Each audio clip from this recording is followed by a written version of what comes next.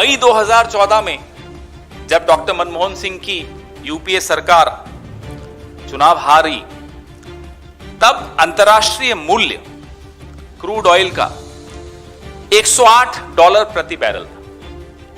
तब पेट्रोल की कीमत, दिल्ली की बात कर लेते हैं, दिल्ली में पेट्रोल की कीमत ₹71.51 पर लीटर थी और डीजल की कीमत ₹57.28 पर लीटर थी। याद रखिए, क्रूड ऑयल की कीमत अंतर्राष्ट्रीय $108 पर बैरल जब थी, तब पेट्रोल ₹71.51 पर लीटर पर दिल्ली में बिकता था और डीजल ₹57.28 प्रति लीटर दिल्ली में बिकता था।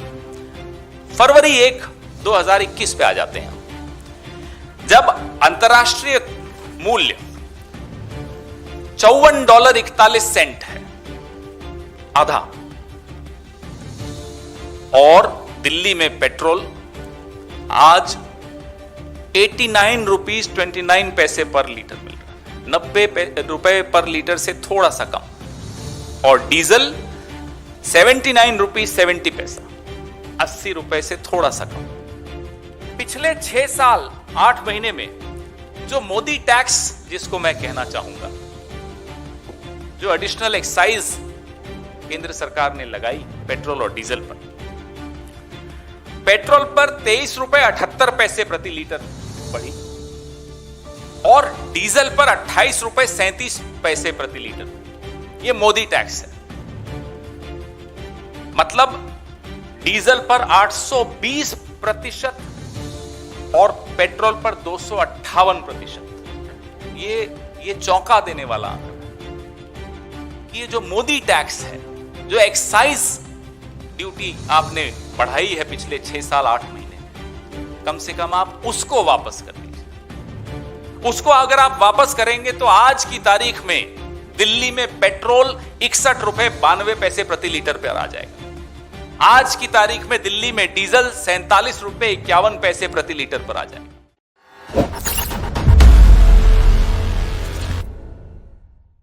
2014 से अब तक की यात्रा तो है ही, लेकिन भारतीय जनता पार्टी या उससे पहले के जो इनके अवतार रहे,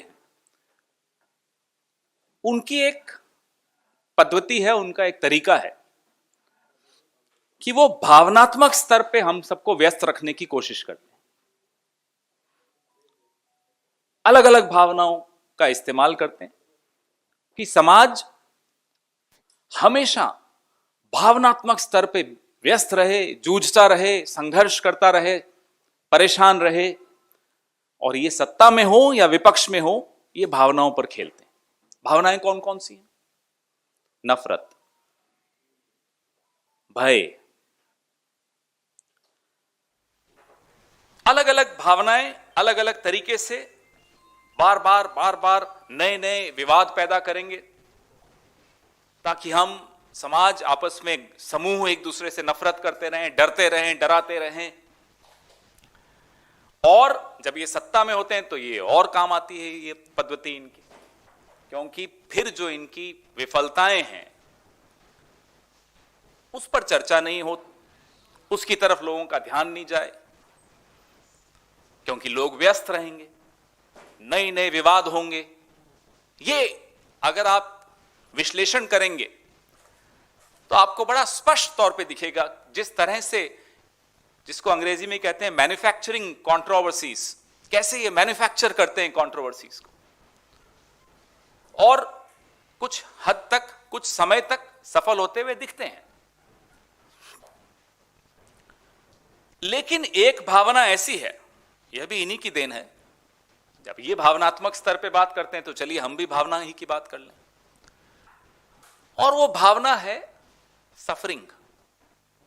वो किसान सफर कर रहा हो, परेशान हो रहा हो, बेरोजगार नौजवान परेशान हो रहा हो, मिडिल क्लास परेशान हो रही हो। पेट्रोल डीजल खरीदने के वक्त मैं और आप जब पेट्रोल स्टेशन पर खड़े होते हैं और जेब में से कार्ड निकाल कर देते हैं तो वो परेशानी जब आती है, कीमत बढ़ी हुई दिखती है तो, और मोदी जी का मुस्कुराता चेहरा भी सामने दिखता है तो,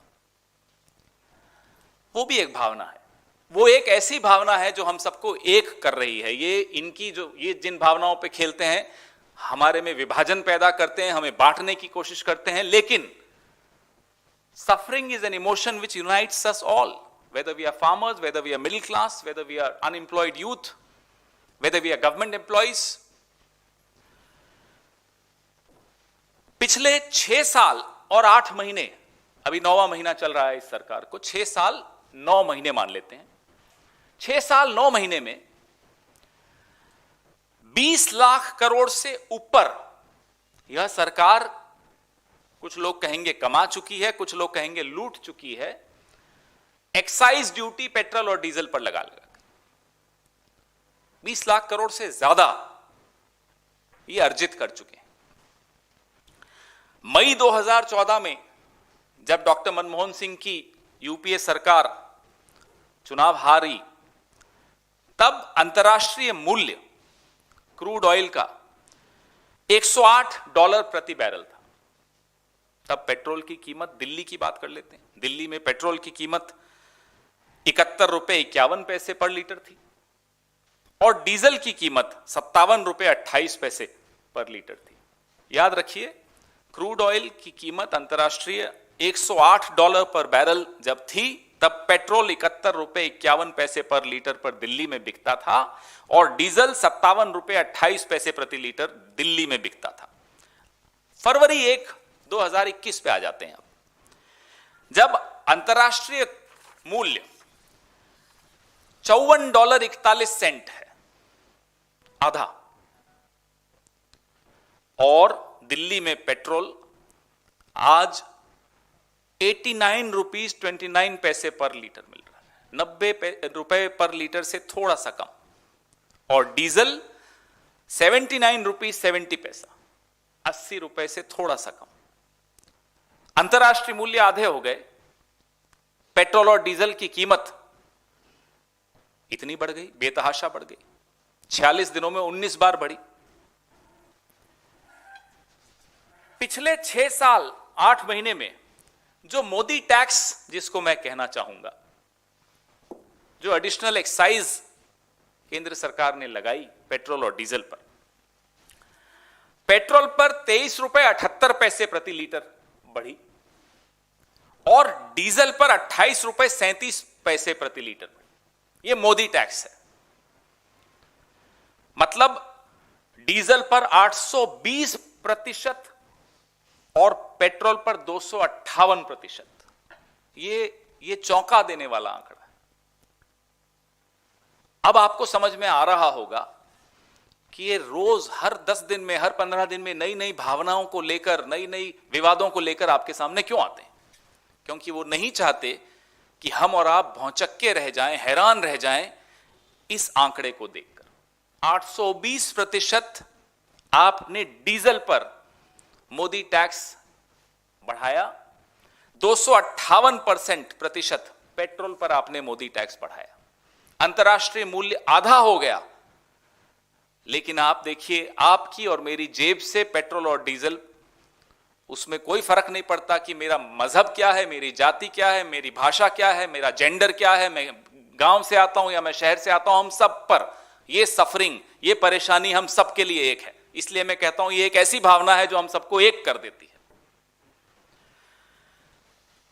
तो 20 लाख करोड़, पहले भी इस मंच से मेरे वरिष्ठ सहयोगी अजय माकन जी ने यह प्रश्न पूछा था, ये 20 लाख करोड़ गया कहां? इसका प्रभाव किसी भी क्षेत्र में, एमएसएमईज में, कृषि सेक्टर में, रक्षा क्षेत्र में कहीं दिखता हो तो बताइए। मेरी और आपकी जेब से पैसा ज्यादा जा रहा है, मेरी और आपकी जेब में पैसा कम आ रहा है, और चारों तरफ जो सरकार जहां दिखती है वहां सरकार का एक भयावह रूप तो दिखता है, लेकिन सरकार कुछ अच्छा करते हुए किसी के लिए नहीं दिख रही। क्या इसको हम आपराधिक षड्यंत्र कहें सरकार का, कि सिर्फ कुछ चुनिंदा उद्योगपतियों के लिए आप सरकार में आए हैं, उनके लिए आप काम कर रहे हैं, आपकी और कोई चिंता आपको नहीं है, न किसान की, न नौजवान की, न सरहद पे जवान की, न महिला सुरक्षा के विषय में आप चिंतित दिख रहे हो। आप कहीं भी कोई भी आपके माथे पर चिंता की लकीरें नहीं दिख रही।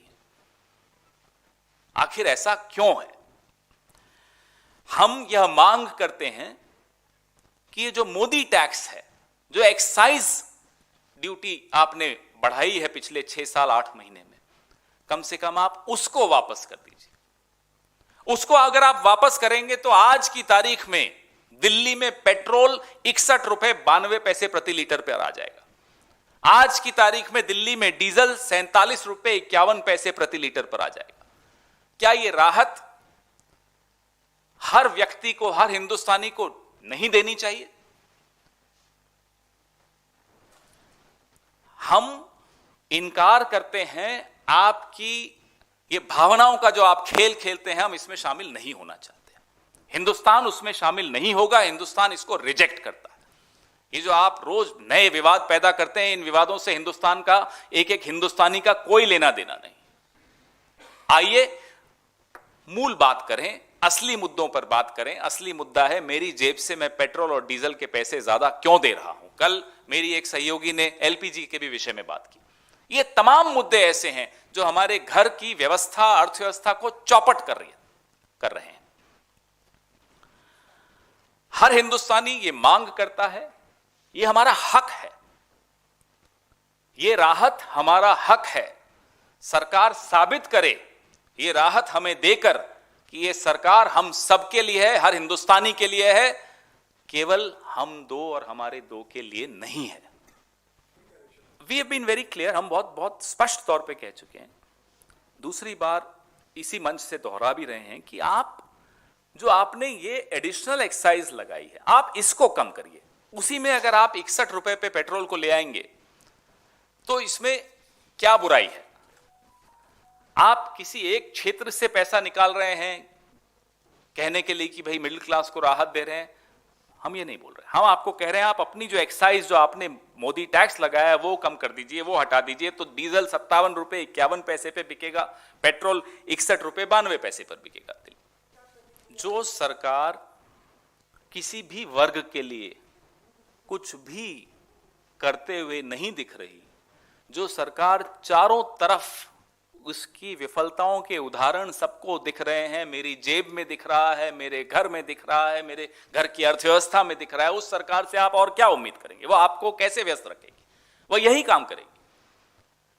इनका एजेंडा सिर्फ और सिर्फ कुछ लोगों को लाभ पहुंचाने का है और खुद को सत्ता में रखने का है। उनको कोई चिंता नहीं है कि कितनी बेरोजगारी बढ़ गई, उनको कोई चिंता नहीं कि किसानों की क्या स्थिति है, उनको कोई चिंता नहीं है कि महिलाएं सुरक्षित महसूस करती हैं या नहीं।